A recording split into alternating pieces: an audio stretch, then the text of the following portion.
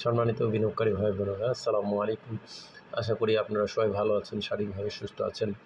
আমি আজকে 2রা মে শুক্রবার 2025 এই ভিডিও আলোচনা করছি এবং আমার আজকের আলোচনার শিরোনাম হচ্ছে হিউজ ইনকাম বেড়ে যাওয়া শেয়ার দুটি এখনও বেশ কিছুদিন একই লেভেলে ওঠানামা করছে। এই শিরোনাম নিয়ে বন্ধুরা আমি আজকে আপনাদের সামনে যে দুটি শেয়ার নিয়ে আলোচনা করব। এই দুটি শেয়ারের হিউজ ইনকাম বেড়েছে, কিন্তু শেয়ার দুটো এখনও বেশ কিছুদিন ধরেই একই লেভেলে ওঠানামা করছে। এই শিরোনামে আমি যে দুটো শেয়ার আলোচনা করব, এই দুটো শেয়ার এর আজকে প্রথম আলোচনার শেয়ারটি হচ্ছে ফাইন ফুড। গতদিন 1,81,000 ভলিউম নিয়ে 3,63,00,000 টাকার শেয়ার ট্রানজ্যাকশন করে 1 টাকা 20 পয়সা দাম বেড়ে 0.60% ইনক্রিজ করে 201 টাকা 90 পয়সা ক্লোজ প্রাইস ছিল। ফুড অ্যান্ড অ্যালাইড সেক্টরের এই ক্যাটাগরির এই লো পেড শেয়ারটি মাত্র 1,40,00,000 শেয়ার। দেখুন ইপিএসের আমরা অবস্থানটি আগে দেখাবো, ইনকাম বেড়ে যাওয়া। তার পূর্বে যেই শেয়ারটির অবস্থান নেট অ্যাসেট ভ্যালু 14 টাকা 58 এবং ইপিএস 5 টাকা 49 বর্তমানে রান করছে। শেয়ারটির ইপিএসের দেখুন কোয়ার্টার 2তে 1 টাকা 19 পয়সা ছিল, সেখান থেকে 2 টাকা 31 বর্তমানে গ্রোথ।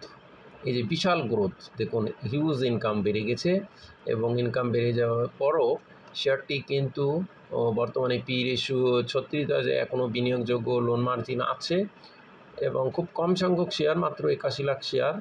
ইনস্টিটিউট কোটায় এবার ভালো পরিমাণে একটা বাই হয়েছে 1.63 মার্চের হোল্ডিংয়ে আমরা দেখতে পাচ্ছি। ডিরেক্টর হয়েছে খুব কম সংখ্যক শেয়ার। দেখুন আমরা এই শেয়ারটির হিউজ ইনকাম বেড়ে যাওয়ার পরও আমরা এই নিউজটা দেখব। দেখুন এই ফাইন ফুড শেয়ারটি গত বছরে 18 পয়সা ছিল 2024-এ, সেখান থেকে ইপিএস হলো 2 টাকা 31। এটা একটা বিশাল গ্রোথের পাশাপাশি কোয়ার্টার 2 এর তুলনায় কোয়ার্টার 3-রও হিউজ একটা গ্রোথ তৈরি হয়েছে, যেটা শেয়ারের একটা ভালো অবস্থান তৈরি করেছে এবং পি রেশিও কমিয়ে দিয়েছে, ইপিএস বর্ধিত হয়েছে। পাশাপাশি ইনস্টিটিউট কোটা বেড়েছে এবং 300 দিনের মধ্যে দেখুন এভারেজ প্রাইস 192 টাকা 50, সেই লেভেল থেকে সামান্য কিছুটা বেশি। ওভারঅল সবচেয়ে বড় বিষয় হলো শেয়ারটি কিন্তু 200 লেভেলেই বেশ কিছুদিন ধরে উঠানামা করেছে এবং এই দেখুন 200 লেভেলে গত 22 এপ্রিল থেকে 30 এপ্রিল 200 লেভেলেই কিন্তু প্রায় 201, 2, 3 এই লেভেলে। এছাড়াও তার পূর্বে যদি আমরা দেখি 200 লেভেলে দেখুন 200, 250, 271 ওর লেভেল থেকে শেয়ারটি কিন্তু আমরা 271, 40 থেকে শেয়ারটি প্রাইস ফল করে এই অবস্থানে এসেছে। সুতরাং ওভারঅল বেশ কিছুদিন এই 200 লেভেলে কিন্তু শেয়ারটি লেনদেন ছিল। তো এভারেজ প্রাইস তো দেখছেন, দেখুন ম্যাক্সিমাম প্রাইস 77.50। এখন এই শেয়ারটি আমাদেরকে দেখতে হবে আগামী দিনগুলোতে 205 টাকার উপরে নতুন ক্লোজ ভ্যালু করতে পারে কিনা। যদি 205 টাকার উপরে নতুন ক্লোজ ভ্যালু করতে পারে, তারপর 212, এই দুটো ভ্যালু আমাদেরকে দেখতে হবে যে ক্রস করে নতুন ভ্যালু করতে পারছে কিনা। যদি করতে পারে তাহলে শেয়ারটি কিন্তু পুনরায় একটা ভালো হওয়ার সম্ভাবনা উড়িয়ে দেওয়া যাবে না।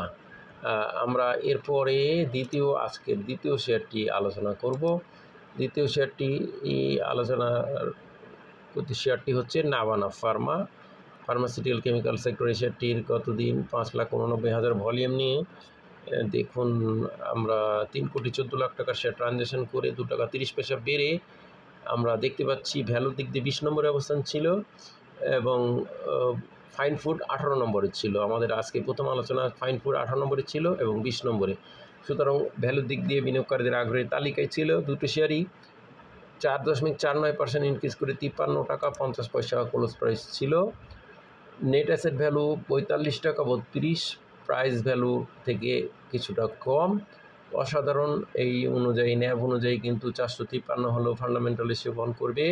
জুন ক্লোজিং এই শেয়ারটির ডিভিডেন্ড হিস্ট্রিও মোটামুটি ভালো, 14% ক্যাশ দিয়েছে। অ্যানুয়ালে ইপিএস 3 টাকা 77 ছিল, কিন্তু 1 টাকা 1 পয়সা এই থার্ড কোয়ার্টারে আসার পর সেটির ইপিএস চলে গেল 4 টাকা 65 পয়সা। এই যে গ্রোথ বেড়ে গেল এবং শেয়ারটি একটা ভালো অবস্থান তৈরি হলো। দেখুন তাদের নেট অপারেটিং ক্যাশ ফ্লো 10 টাকা 22, 6 টাকা 58 থেকে, বিশাল একটা ব্যাপার। এটা একটা দারুণ বিষয় তৈরি হয়েছে। ইনস্টিটিউট কোটায় এবার মার্চ মাসে সামান্য কমেছে, পাবলিক সামান্য বেড়েছে, এবং টোটাল 10,47,00,000, 4,35,00,000 পাবলিকের হাতে, ইনস্টিটিউটের কাছে মাত্র 88 লাখ শেয়ার। ফরেন কোটায় 19.64, 2,11,00,000 অনেক শেয়ার ফরেন কোটায় রয়েছে। সুতরাং এই শেয়ারের একটি বড় বিষয় হলো ইনস্টিটিউট কোটা খুব কম থাকার কারণে সেটি কিন্তু ইনস্টিটিউট কর্তৃক যে একটা সেল প্রেশার এটা কম আসে। এছাড়া শেয়ারটি 300 দিনের মধ্যে এভারেজ 72-50, সেই লেভেল থেকে অনেক কম। আমরা দেখব ম্যাক্সিমাম প্রায় 118-98, সেই লেভেল থেকে অনেক কম।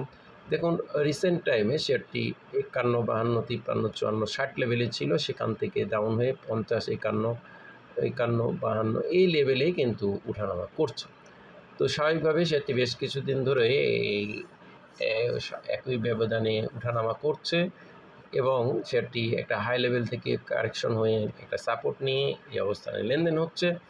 এছাড়া শেয়ারটির ইপিএসও বর্ধিত হয়েছে এবং গ্রোথ বেড়েছে। পাশাপাশি বর্তমানে পি রেশিও 11.51, যা চমৎকার সেফটি এবং বিনিয়োগযোগ্য পি, লোন মার্জিন বলবৎ রয়েছে ফার্মাসিউটিক্যাল কেমিক্যাল সেক্টরে। তো বন্ধুরা, আমরা আজকে এই যে দুটো আলোচনা করলাম, এই আলোচনার মানে এটা নয় যে কাউকে বাই বা সেল করার জন্য আলোচনা করা হচ্ছে, শুধুমাত্র শেয়ারগুলোর অবস্থান জানানো বোঝানো ধারাবাহিক আলোচনার অংশ হিসেবে আলোচনা।